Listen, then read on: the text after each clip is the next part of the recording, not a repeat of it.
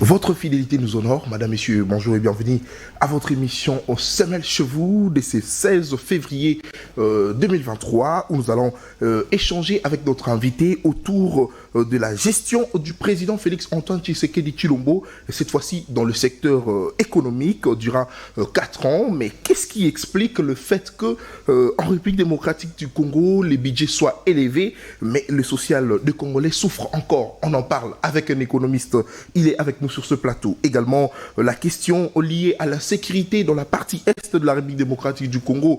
On évoque encore cette situation parce que, vous le savez très bien, Madame, Messieurs, il y a une nouvelle feuille de route qui vient d'être signée par la communauté d'États d'Afrique de l'Est qui exige au M23 de pouvoir libérer le terre congolaise dès ce 28 février 2023. Est-ce un ouf de soulagement pour la population qui vit dans la partie est de notre pays? On en parle avec Monsieur Chris Mukendi, je l'ai dit, il est économiste et puis secrétaire national en charge de la propagande du parti politique AFDC du professeur Modeste Batilukobo. Monsieur Chris Mukendi, bonjour et bienvenue à vous. Bonjour, merci pour l'invitation, très cher Nathan. Merci beaucoup. On a suivi récemment les images de votre mobilisation pour l'enrôlement. Comment ça s'est passé déjà? Oui, très bien, comme les images l'ont attesté. Oui. Il était question pour nous de pouvoir conscientiser la population, la sensibiliser en rapport avec les processus d'enrôlement qui est en cours dans le pays et qui se termine d'ailleurs d'ici 48 heures. Oui. Donc, comme vous savez, les partis politiques travaillent aux côtés de la CENI pour pouvoir l'aider à atteindre les assignations qui sont les leurs en rapport avec les nombres de personnes enrôlées telles que la CENI s'est assignée. Donc, il était de notre devoir, en tant qu'acteur politique, de pouvoir aussi jouer notre répartition en appelant la population à pouvoir s'enrôler massivement pour que nous puissions avoir un nombre aussi élevé de députés nationaux au niveau de notre circonscription, mais aussi pour que la population puisse, comme vous le savez, la carte d'électeur c'est une carte d'identité. Très bien. Chaque Congolais devrait remplir son devoir civique pour être également identifié. Le rajeunissement de la classe politique également du Parlement congolais. Monsieur Chris Mukendi, comment est-ce que vous avez appris cette nouvelle lorsque vous aviez vu beaucoup de jeunes se mobiliser, notamment vous, pour pousser la population à aller s'enrôler, également être candidat pour les élections de 2023? Qu'est-ce que ça vous dit aujourd'hui, voir le jeune se mobiliser de la sorte? Vous savez, notre constitution fait la promotion de la jeunesse. Et le président de la République, lorsqu'il a rencontré les jeunes au Palais du Peuple tout récemment, il leur a dit de ne pas être que des observateurs, il fallait qu'ils soient aussi eux-mêmes des acteurs. D'où il a appelé la jeunesse à pouvoir prendre à bras le corps ces processus pour qu'ils soient des acteurs majeurs de ces processus. C'est bien, moi je soutiens la jeunesse, mais je soutiens cette jeunesse compétente. Il ne suffit pas d'être jeune parce que la plupart des fois, les jeunes pensent que la compétence se trouve dans la jeunesse. La jeunesse ne vous qualifie pas. La jeunesse ne vous donne pas des compétences que vous n'avez pas.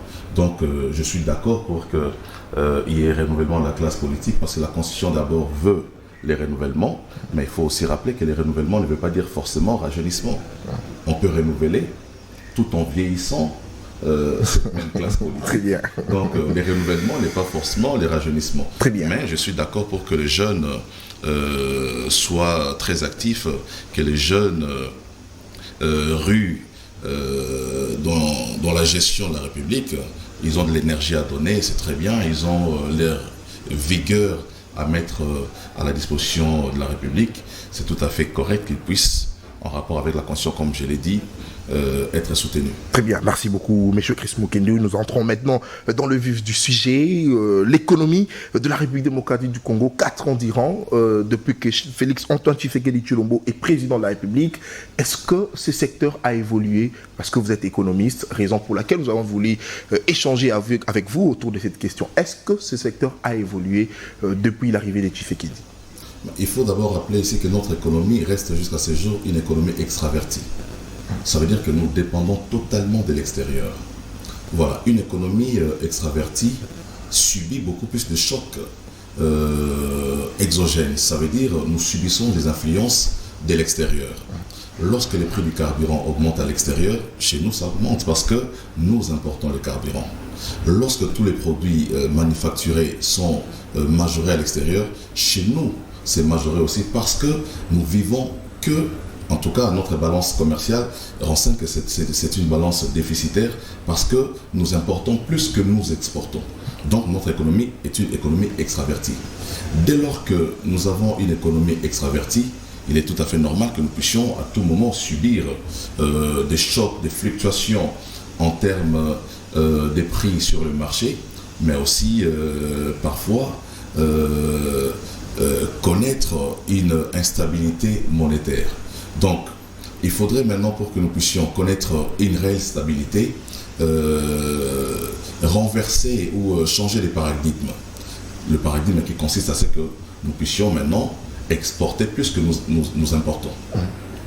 Donc le jour où on va commencer à exporter plus que nous importons, ce jour-là, nous aurons une économie qui va devenir une économie florissante.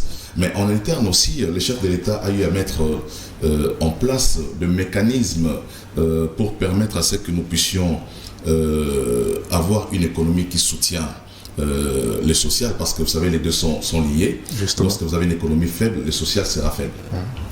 Donc il faut, vous savez, comme dans un ménage, nous avons tous étudié les budgets du ménage. On ne peut pas parler de l'épargne aussi longtemps que les besoins de consommation ne sont pas encore rencontrés dans un ménage. Donc qu'est-ce qu'il faut faire? Il faut d'abord avoir un budget qui vous permet de consommer. Et lorsque vous avez consommé, il y a une partie du budget qui vous permet de faire l'épargne. Donc nous sommes dans une situation où le chef de l'État, conscient que le Congo ne peut se développer que lorsque nous aurons à combattre la corruption. Parce que vous savez, notre économie, c'est une économie aussi gangrénée par la corruption. Voilà pourquoi le chef de l'État, quand il arrive au pouvoir, il instaure l'Agence nationale de la prévention et de la lutte contre la corruption, dont l'objectif majeur est de combattre la corruption sous toutes ses formes. Et d'un autre côté, le chef de l'État met en place ou réhabilite l'IGF qui existait déjà depuis l'époque de Mobutu, mais cet IGF était immobilisé, était incapable de travailler pendant les régimes passés. Le chef de l'État, sachant que l'IGF est un instrument qui nous permet de maximiser les recettes de l'État, sachant que l'IGF est un instrument qui nous permet de contrôler les finances, parce qu'il a voulu assainir les finances publiques, il a dit ok, je mets à contribution l'IGF pour nous aider à pouvoir atteindre un seuil important du budget qui nous permet de réaliser les programmes du gouvernement. Donc il a mis tous ces facteurs en place et aujourd'hui le budget a connu une croissance vertigineuse, il faut le dire. Justement. Parce que tous les temps qu'on a connus avec les régimes passés, le budget de l'État n'a pas atteint la barre des 6 milliards. Et même quand les estimations atteignaient 6 milliards, dans la réalisation ou dans l'exécution du budget, on ne dépassait jamais les 75% de prévision. Donc aujourd'hui, nous avons un budget de 16 milliards de dollars et c'est un effort encouragé. Très bien. Alors, vous avez dit que la corruption également, la corruption, le détournement affaiblissent justement l'économie de notre pays. C'est pourquoi le chef de l'État a d'ailleurs boosté l'IGF, question d'enquêter. Mais aujourd'hui, on s'inquiète que l'IGF, son champ de pouvoir exercer sa fonction est un tout petit peu limité par le simple fait que l'IGF enquête et puis donne le résultat à la justice de pouvoir arrêter le corrupteur ou le corrompu.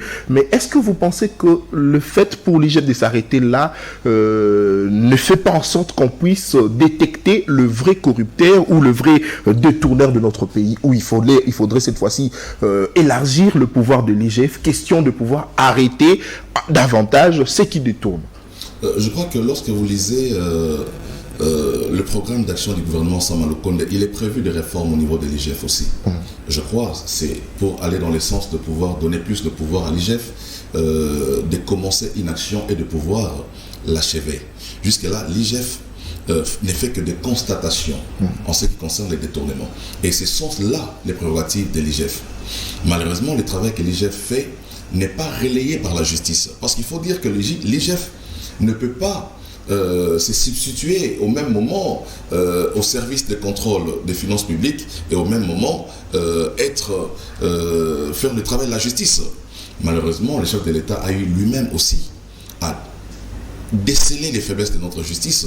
Je crois par 2 fois déjà, lorsque le chef de l'État s'est adressé devant la nation dans le congrès de ces 2 dernières années, il a reconnu le travail exaltant que l'IGF fait, mais il a également reconnu que ce travail n'est pas soutenu par notre justice, qui peine encore à pouvoir fonctionner.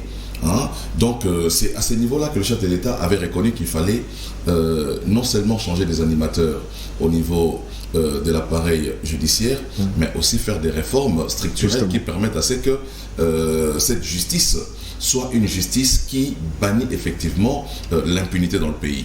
Parce que lorsque l'IGF travaille et que l'IGF dénonce les détourneurs et que ces détourneurs ne sont pas arrêtés et sanctionnés, je crois que les inspecteurs de l'IGF sont en danger.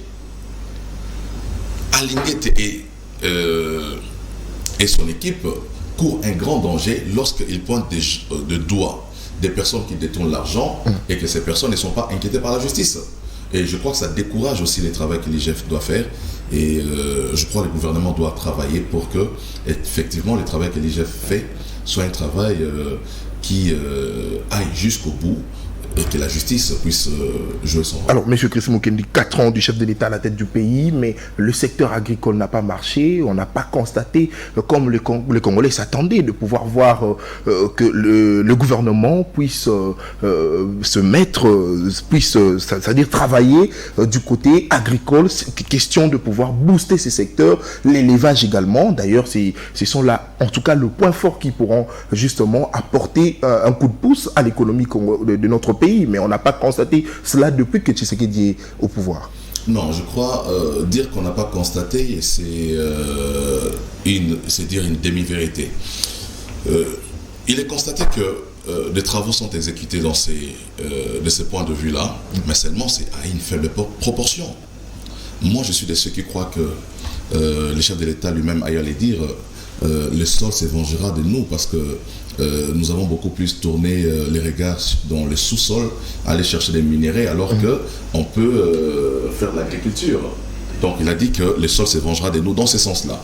Mais je crois, lorsque vous suivez le travail qui est fait au niveau du service national avec le général Kasson Kabwik, il est clairement établi qu'il y a un travail qui est en train d'être fait.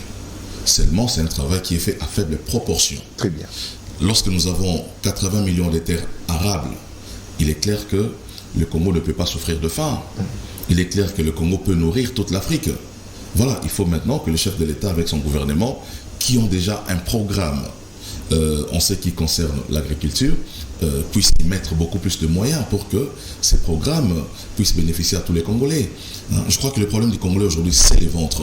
Le gouvernement est en train de faire beaucoup d'efforts dans tous les secteurs de la vie nationale, mais seulement ces efforts ne sont pas ressentis parce que nous avons un tout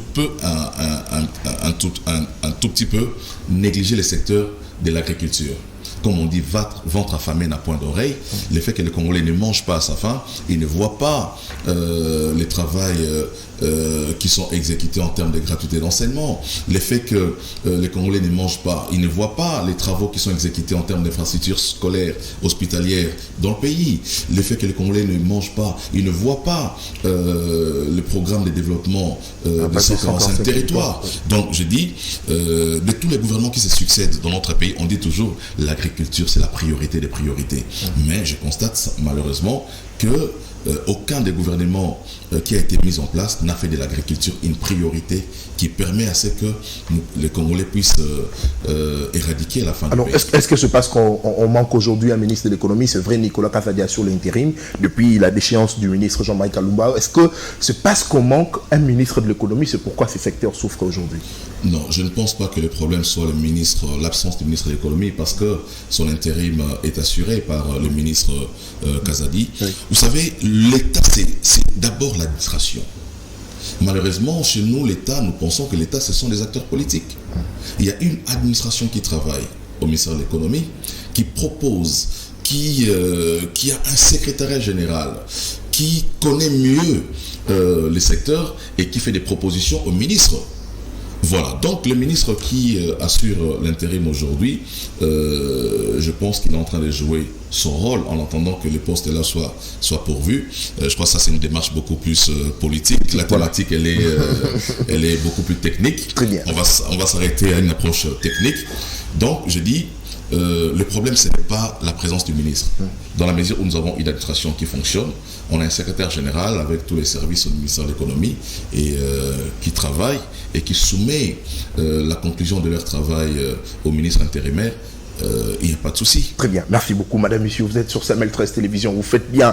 Je rappelle que nous avions reçu pour vous monsieur Chris Mukende, il est économiste et il est également le secrétaire national en charge de la propagande du parti politique AFDC du professeur Modeste Bahati Lukobo. Alors monsieur Chris Mukende, j'ai posé d'ailleurs une grande question tout au début de cette émission et la question était celle de savoir qu'est-ce qui explique le fait pour la République démocratique du Congo d'avoir un budget élevé mais le social souffre encore. D'ailleurs, vous l'aviez ici dit sur ce plateau que depuis, avant même le président Tshisekedi, la RDC souffrait d'avoir même un budget de 6 milliards, mais aujourd'hui Tshisekedi est venu, on a un budget à 16 milliards, c'est vrai, c'est une très bonne chose, on doit tous applaudir, mais qu'est-ce qui fait que le social, lorsque je parle ici de social, je vois ici l'assiette, je vois ici pardon, le panier de la ménagère, qu'est-ce qui fait que cela souffre aujourd'hui?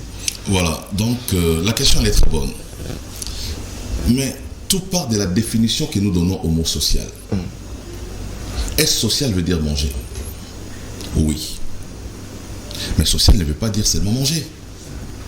Social, c'est la gratuité de l'enseignement. C'est le social. Lorsque le budget est mobilisé et que le gouvernement injecte des devises dans les secteurs de l'éducation pour construire des écoles, injecte des moyens pour construire des hôpitaux, pour construire des routes à desserte agricole. Voilà les sociales. Ne limitons pas les sociales à l'agriculture, comme on a à l'évoquer. Les sociales, c'est les soins de santé. Les sociales, c'est l'éducation. Les sociales, c'est l'eau. Aujourd'hui, je ne sais pas dans les quartiers où nous sommes si ça a été aussi fait, mais dans les quartiers où moi j'habite, il y a plus de 20 ans que l'eau ne coulait pas. Mais avec les lancements de l'usine de distribution d'eau de l'ozone, aujourd'hui, l'eau coule chez moi à la maison du matin jusqu'au soir. C'est ça aussi les sociales. Mais j'ai dit, il faut mettre un accent particulier sur l'agriculture parce que, comme j'ai dit, ventre affamé n'a point d'oreille. Vous avez parlé de l'assiette du Congolais, du panier de la ménagère. Oui. C'est qui la ménagère? C'est aussi ça la question. La ménagère, c'est la femme du policier. Est-ce que le gouvernement a travaillé à améliorer les conditions, tant soit peu du policier? Oui, le gouvernement a amélioré les soldes du policier. Mais c'est insignifiant. Mais justement, je l'ai dit, c'est insignifiant. Il faut faire plus. Je l'ai dit en connaissance de cause, parce que je suis un enfant de policier. Mais justement, je suis d'accord avec vous. Moi, je voudrais que les policiers aujourd'hui puissent avoir un minimum, je dis minimum, des $500 de salaire. Je voudrais que le militaire puisse avoir un minimum de salaire de $500. Je voudrais que le professeur d'université puisse avoir un minimum de salaire de $2500. C'est le vœu que tous les Congolais peuvent exprimer. Mais il faut voir, il faut reconnaître qu'il y a des efforts qui sont consentis au niveau du gouvernement. Les plus gros efforts à fournir, c'est d'avoir un budget costaud qui permette la redistribution équitable des richesses de notre pays. Aussi longtemps que nous aurons des budgets modiques, aussi longtemps on a reproché à notre budget que c'était un budget juste pour la consommation des institutions. Vous savez combien d'institutions nous avons dans notre pays? Les assemblées provinciales, les gouvernements provinciaux, les institutions politiques, les institutions administratives. Toutes ces administrations demandent beaucoup d'argent et les gros du budget sont consommés dans ces institutions politiques et institutions administratives. Donc, qu'est-ce qu'il faut faire? Il faut maximiser encore. Il faut combattre encore la corruption. Il faut combattre les crimes économiques qui permettent à ce que les budgets que nous avons aujourd'hui puissent connaître encore un accroissement qui permettra à ce que chaque Congolais là où il est puisse bénéficier des dividendes de son pays. Très bien, merci beaucoup. Nous passons à la deuxième thématique de cette émission. Madame, Messieurs, je rappelle qu'ici, nous sommes en train d'échanger avec Monsieur Chris Mukendi. Il est économiste, mais c'est un politique. Avec lui, nous allons échanger autour de la question liée à la sécurité dans la partie est de notre pays. Vous le savez, que c'est depuis quelques jours que l'EAC a signé une nouvelle feuille de route exigeant justement au M23 de pouvoir quitter le terre qu'ils occupent. C'est à partir du 28 février. Monsieur Chris Mukendi, vous êtes politique. Comment aviez-vous appris cette nouvelle? Pour l'EAC de pouvoir... Non, la dernière feuille de route que l'EAC, d'ailleurs, exige au M23 de pouvoir quitter le terre qu'ils occupent. Je crois que l'EAC est composé des nations, de pays... de plusieurs pays, il est clairement établi que le Rwanda est l'agent principal de l'insécurité qui sévit à l'Est de la République. Moi, je ne peux pas comprendre que l'EAC manque de courage pour demander au Rwanda de quitter les territoires congolais. Moi, je dis, le M23 n'existe pas. Ce n'est qu'un nom qu'on a trouvé pour qu'on n'annexe pas directement un État voisin. Le M23 a connu plusieurs mutations. Il s'est appelé à l'époque CNDP, il a changé beaucoup de noms pour qu'il s'appelle aujourd'hui M23, mais c'est un instrument du régime sanguinaire du Rwanda qui est mis en place pour exécuter les plans, les projets du Rwanda, qui est un projet expansionniste. Le Rwanda qui se lance dans une recherche de terres ici chez nous au Congo. Donc j'ai dit, l'Est devrait prendre son courage pour indexer directement le Rwanda à la place de dire que le M23 devra quitter. Mais ce ne sera pas la première fois qu'on nous présente ce genre de communiqués qui demandent au M23 de quitter les territoires congolais. À Luanda, il y a un communiqué qui a demandé au M23 de partir. Le M23 est encore sur notre territoire. Donc moi je pense c'est simplement de la diversion qu'ils sont en train de créer. Et moi je pense que la RDC ne devrait pas tenir compte de tous ces communiqués qui nous amènent à un endorcisme, qui nous amènent à nous endormir sur nos lauriers, pensant que la situation va s'améliorer par la simple volonté des pays voisins. Pas du tout. Ils sont eux-mêmes impliqués dans ce qui se passe dans notre pays. Moi, je crois que le Congo doit prendre ses responsabilités, doit doter son armée de tous les équipements possibles, de toute la logistique nécessaire pour défendre notre intégrité territoriale. Alors, le président Félix Tshisekedi aux Comores a échangé avec le président de ce pays et a dit que la guerre est horrible. Selon lui, il ne pense pas faire la guerre contre un quelconque pays. Est-ce que vous pensez que le fait pour Tshisekedi de ne pas opter pour la guerre pourrait nous pousser à toujours aller dans les négociations et pourquoi ne pas négocier même avec le M23? Mais il faut dire d'abord que ne pas lever l'option de la guerre, ce n'est pas une faiblesse. Voilà. Les gens qui parlent de la guerre ne connaissent pas peut-être les conséquences de la guerre. Mais nous sommes déjà en guerre.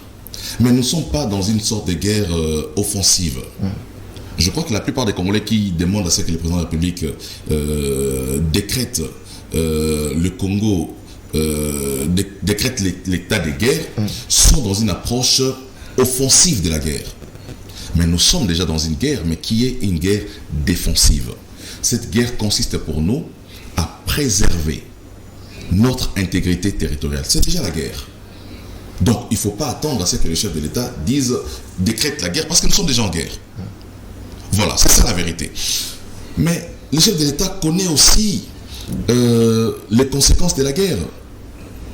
Tenons, on décide aujourd'hui de faire la guerre.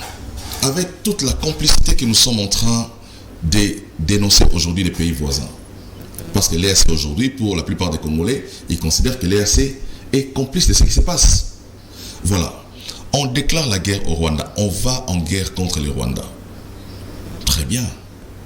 Mais qu'est-ce qui vous garantit que tous ces États ne seront pas aux côtés du Rwanda pour matérialiser leur projet de balkanisation au Congo? Voilà. Ça nécessite maintenant un discernement de notre classe politique. C'est très bien de déclarer la guerre. Je crois l'émotion ou la passion voudrait que chaque Congolais accepte que nous puissions aller en guerre. Mais il y a des donnes que nous ne maîtrisons pas encore. Vous avez suivi dernièrement la France qui soutient l'armée rwandaise en lui octroyant 20 millions de dollars, alors que la France sait que cette armée rwandaise est en activité au Congo, dans le cadre des activités criminelles. Mais la France se permet d'envoyer des financements au Rwanda. Qu'est-ce qui vous garantit que lorsque vous déclarez la guerre au Rwanda, la France ne soutiendrait pas le Rwanda, que le Burundi, que l'Ouganda, que le Kenya, tous ces États membres de l'EAC ne soutiendraient pas le Rwanda pour matérialiser les projets de balkanisation? Est-ce que vous émettez une crainte selon laquelle la RDC est mal entourée, le président Tshisekedi a des mauvais partenaires, justement? Le Congo, ce n'est pas le président Tshisekedi, c'est le Congo. Le Congo est victime d'un plan de balkanisation qui ne date pas d'aujourd'hui, qui ne date pas de l'époque de Tshisekedi. Voilà. Ce qu'on doit faire maintenant, c'est être unis autour du chef de l'État, être dans une parfaite cohésion nationale entre Congolais pour mettre dehors l'ennemi qui est entré chez nous. Malheureusement, cet ennemi a des complices congolais aussi, qui travaillent pour l'intérêt du Rwanda, je ne sais pas, à cause des intérêts égoïstes. Donc, moi, je crois que l'approche du chef de l'État est une approche, en tout cas, très sage, qui permet au Congo d'être à l'abri de la réalisation de ces projets de balkanisation. Mais en interne, ce qu'il faut faire, il faut travailler avec notre armée, comme j'ai eu à le dire. On ne fait pas confiance aux armées étrangères, on ne fait pas confiance aux partenaires, à nos voisins, qui sont eux-mêmes, ils donnent des terres au Rwanda pour nous encercler. Vous avez appris que Kagame a acheté des terres au Congo-Brazzaville. Vous avez appris que le Rwanda a acheté des terres en Centrafrique. Et ces deux pays sont en face de la RDC. Vous avez appris ici à Kinshasa, vous avez vu des images de Rwandais arrêtés dans des caniveaux. Voilà. Donc, il ne faudrait pas prendre une décision qui va déstabiliser tous les Congos demain, parce que nous n'aurons pas peut-être le moyen de gérer toutes les tensions, les foyers de tensions qui seront créés à gauche et à droite. Non, moi, je crois... Vous émettez une crainte, c'est vrai, mais M. Chris Mukedi, vous êtes sans ignorer qu'à l'Est, ça continue toujours à tirer, ça et là, les Congolais meurent toujours. Est-ce qu'on doit être toujours là en train de patienter? Non, je ne dis pas qu'on patiente. Oui. J'ai dit, nous sommes sur les deux fronts. Les fronts diplomatiques, les chefs de l'État mènent la diplomatie comme il est fait, mais on est au même moment dans un front militaire qui permet à ce que nous puissions défendre notre intégrité territoriale. Mais j'ai dit, il ne faut pas compter sur les pays voisins, il ne faut pas compter sur l'EAC, qui pour moi joue le même rôle que la MONUSCO a joué ici. Alors d'où la RDC doit quitter cette communauté d'État d'Afrique de l'Est? Ça, c'est de la responsabilité des gouvernements. Parce que lorsque... Non, mais vous êtes politique également. Vous pouvez aussi émettre votre avis. Moi, je suis d'accord pour que nous puissions quitter. Mais il ne me revient pas à moi de décider. Je suis d'accord en tant que Congolais parce que je considère que les objectifs pour lesquels nous sommes allés dans cette organisation n'ont pas été rencontrés. Vous avez vu des images du chef de l'État tirer les oreilles au commandant des opérations de l'EAC qui dit mais il faut communiquer avec la population. Il ne faut pas jouer les jeux de M23. Vous voyez, et notre armée, puisque vous voulez qu'on aille en guerre, vous avez récemment vu des images des officiers de l'armée qui ont fait défection de notre armée, qui ont rejoint les camps de M23. Oui, oui. Donc ça veut dire que nous avons encore des éléments qui sont dans notre armée qui ne sont pas entièrement congolais et qui à tout moment peuvent se retourner contre notre armée si nous allons en guerre avec le Rwanda. Donc il ne faut pas aller en guerre avec une armée qui est infiltrée. Il faut commencer par quoi? Extirper de notre armée toute présence étrangère. Aussi longtemps que nous aurons encore des étrangers dans notre dans nos phares d'essai, il nous sera difficile d'aller en guerre et de vaincre. Très bien. Alors, monsieur... On ne gagne pas une guerre en ayant des infiltrés dans son propre camp. Alors, est-ce qu'il faudrait aussi pour la RDC de pouvoir infiltrer également ce voisin? Comme et le font, parce que nous sommes en train de nous inquiéter que notre armée est infiltrée. Est-ce que nous pouvons également travailler de telle sorte que notre service puisse être capable d'infiltrer également nos ennemis? Ce sont ce genre de questions qui ne se traitent pas sur des plateaux de télévision, mais je sais que tous les États du monde entier ont des espions dans d'autres États.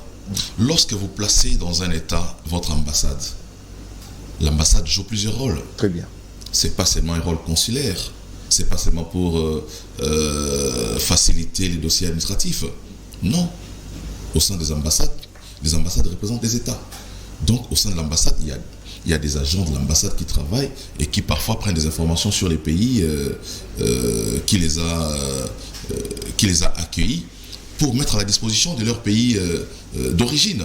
Donc j'ai dit, ce sont des choses qu'on ne dit pas sur les plateaux de télévision, mais je crois, de manière générale, ça existe. L'espionnage dans le monde entier, ça a toujours existé. Mais il faut maintenant, en ce qui nous concerne, nous devrions minimiser puisque nous savons d'où ça vient. Les personnes qui travaillent contre la République démocratique du Congo sont identifiées. Ils sont connus, ces personnes. Voilà, mais qu'est-ce que nous faisons maintenant vis-à-vis de ces personnes? On n'a retiré aucune nationalité à ceux-là. Alors que ce sont des personnes qui devraient déjà être déclarées des apatrides.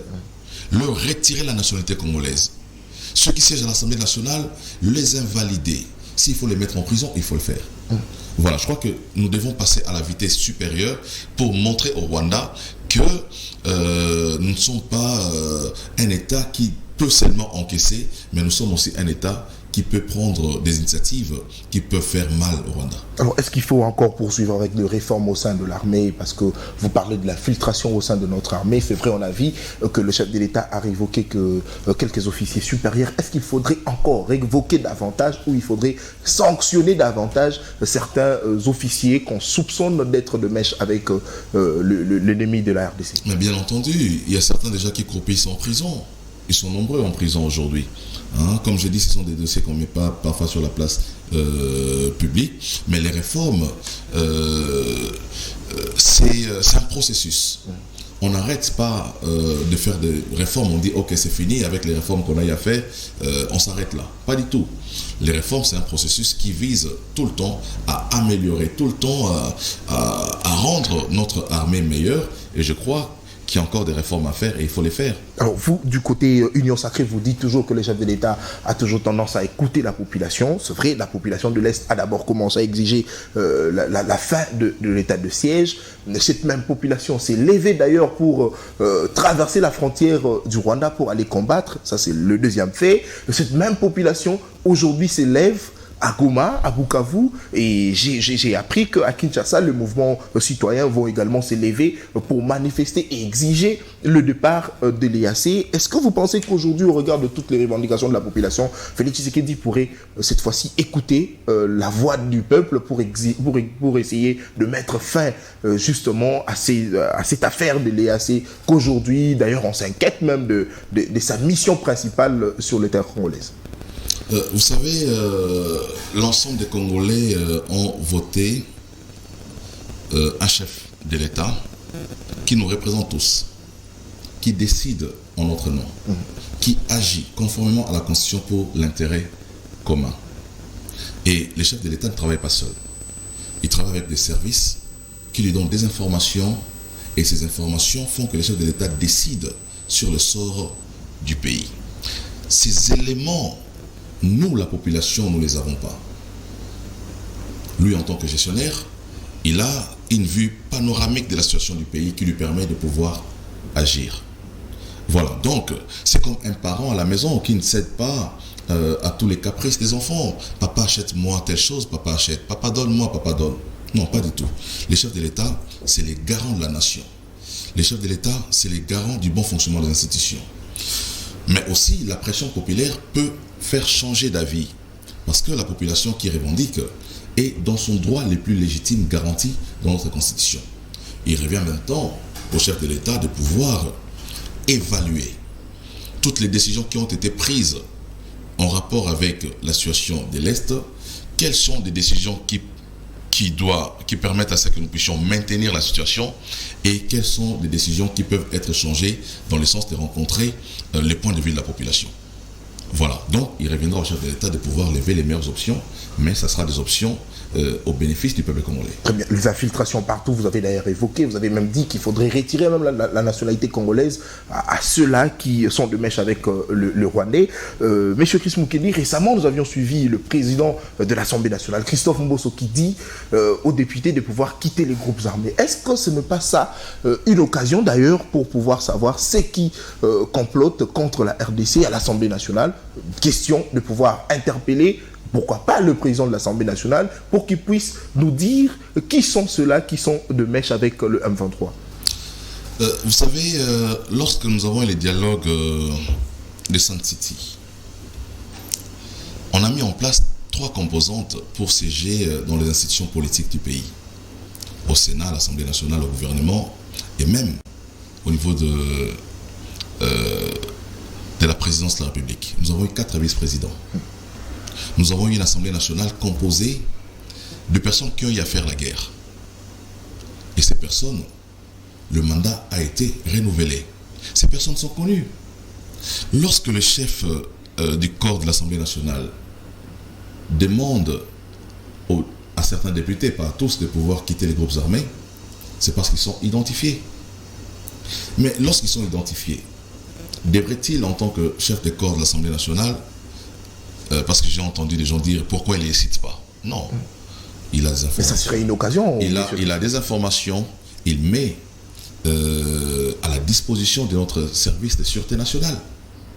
Nous avons l'ANER qui travaille, nous avons le service de migration qui travaille, qui connaissent toutes les identités de ces personnes-là. C'est à ce niveau-là que le travail doit être fait. Mbosso, en tant que patriote, a joué sa partition, mais il ne lui revient pas de pouvoir citer les gens, même s'il les connaissait. Très bien. Alors, la levée de la mesure de notification pour l'achat d'armes, ça a été fait. Est-ce que vous pensez qu'avec cette levée de cette mesure, la RDC se sent maintenant capable de pouvoir se défendre, parce que nous sommes sans ignorer que le chef de l'État, en tout cas, s'élance pour que cette guerre puisse finir? Est-ce que vous pensez que ça c'est maintenant une occasion pour la RDC de pouvoir se défendre comme un État responsable, parce que cette fois-ci, on va acheter des armes, on va acheter des munitions capables à nous défendre? Vous savez, la mesure de notification affaiblissait la RDC dans le sens que lorsqu'il fallait notifier les types d'armes qu'il fallait importer, le Rwanda, qui a des complices au Conseil de sécurité, avait l'information sur les types d'armes que la RDC pouvait acheter. Et le Rwanda pouvait s'en procurer des armes beaucoup plus puissantes. Donc aujourd'hui, avec la suppression de cette notification, ça permet d'abord au Rwanda de ne pas connaître quel type d'armes la RDC se dote pour combattre les ennemis de son pays. C'est une grande victoire, mais il ne s'agit pas seulement de se contenter du fait qu'on peut désormais acquérir des armes sophistiquées soient-elles.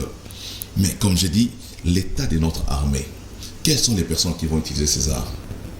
C'est là qu'il faut travailler. Donc je dis, c'est un premier pas qui a été franchi, mais ne plongeons pas dans une sorte de triomphalisme qui ne nous fait pas en réalité gagner la bataille. C'est très bien, c'est un avantage que nous avons de pouvoir nous acheter des armes sans que nous puissions notifier au préalable au Conseil des Nations Unies, c'est très bien. Mais comme j'ai dit, il faut qu'il y ait un personnel aguerri, un personnel au niveau de notre armée qui soit d'abord congolais d'origine, qui connaissent l'essence de la patrie, qui connaissent la valeur de nos terres, qui connaissent les prix qu'il faut verser, les prix du sang à verser pour préserver cette intégrité. Dès lors que nous avons cette armée-là, on peut aller en guerre sans crainte d'être poignardé dans les dos par ceux qui se disent congolais qui en réalité ne le sont pas. Alors, une insécurité qui date depuis plus d'une vingtaine d'années. C'est vrai, aujourd'hui, tout Congolais a besoin que cette guerre puisse prendre fin, c'est vrai. Mais est-ce que, M. Chris Moukedi, vous pensez que Félix Tshisekedi également est victime des accords signés par ce prédécesseur, notamment le feu Laurent Désiré Kabila et également le fils Joseph Kabila Kabange? En politique, je dirais oui. Si je dois diaboliser un camp, je dirais oui, il est victime. Dans l'hypothèse où je vais diaboliser les prédécesseurs, ce qui ne sera pas du tout faux. Mais je dis aujourd'hui, c'est Tshisekedi qui est au pouvoir. Il lui revient en tant que chef d'État. Il a une Assemblée nationale qui a la majorité. S'il y a des accords qui défavorisent notre pays, on peut toujours rompre avec ces accords. Nous avons une Assemblée nationale qui doit passer, en tout cas, au scanner tous les accords qui ont été signés. Il y a des accords qui ont été signés avec le gouvernement rwandais qui autorisaient les Rwandais à faire la surveillance de nos frontières. Vous allez vous rappeler. Il y a des accords qui ont été signés, des accords de l'Émirat, qui font qu'aujourd'hui le Rwanda croit qu'il a une partie de son territoire au Congo. Il y a des accords qui ont été signés pour l'intégration dans notre armée de M23, de tous les rebelles qui tuaient les compatriotes congolais à l'est de la République. Et Tshisekedi a dit non à tous ces accords. Voilà. Maintenant, il ne suffit pas de dire non à ces accords, il suffit maintenant de les évaluer aussi pour voir comment mettre fin définitivement à ces accords qui ont été signés par les prédécesseurs et amener le Congo dans un nouvel élan.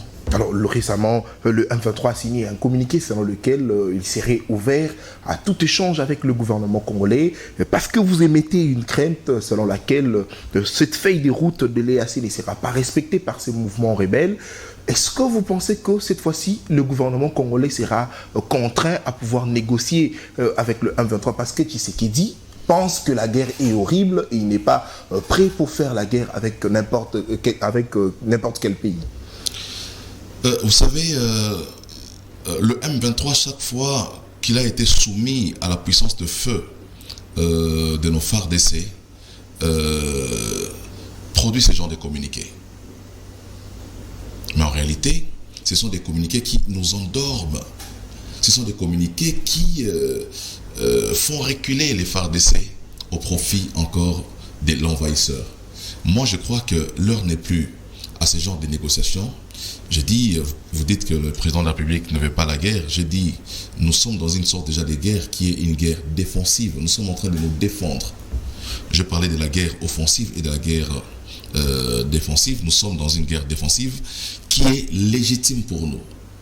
Donc, on doit préserver l'intérêt de nos frontières, de notre intégrité territoriale. Et je me dis, il ne faut pas prêter oreille. Il ne faut pas négocier avec le M23. C'est de la ruse simplement. Ce sont des gens qui sont habitués à la ruse, à produire des communiqués et qui ne sont pas aujourd'hui capables eux-mêmes de respecter. Ils ont signé plusieurs communiqués à Luanda, ils n'ont pas respecté. Ils ont signé plusieurs autres communiqués ailleurs, ils n'ont jamais respecté. Moi, je crois que à un certain moment, il faut que les gouvernements puissent s'assumer et le M23 doit dégager de notre territoire sans condition aujourd'hui. Très bien. Merci, M. Moukedi. L'émission est terminée. Vous avez 1 minute pour la conclusion. J'en ai pas. Merci pour votre invitation. Très bien. Merci à vous d'avoir répondu à toutes nos questions. Madame, Messieurs, à vous également, merci de nous avoir suivis. On se retrouve comme ça demain vendredi pour le dernier numéro de la semaine de votre émission Samuel Chevaux. D'ici là, portez-vous bien et au revoir.